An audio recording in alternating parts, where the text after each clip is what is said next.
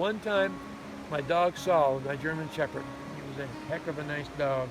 Didn't like men. A woman or a kid could come into that yard and he'd be all over me. He was just as nice as pie. But you let a man come into the yard, my brother would come in every once in a while. Got to the point where he had to carry a 2x4 with him because he was so afraid of that dog.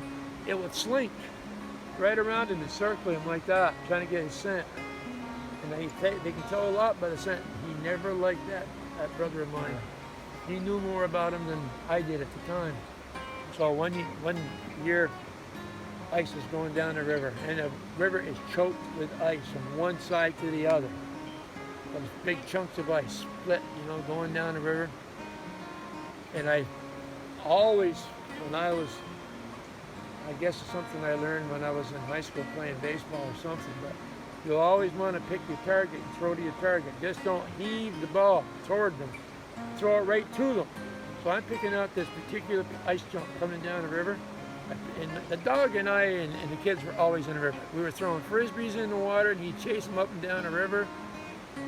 When I threw that stone, he jumped right out into the middle of that river. He was swimming out into that river trying to find that stone that I threw. Ironically enough, I hit the chunk that I was actually throwing at because I had to follow it and I had to fire it right in front of it, and it hit that chunk and he's out in the water. I said, whoa! So he's now out in the middle of that ice cold water.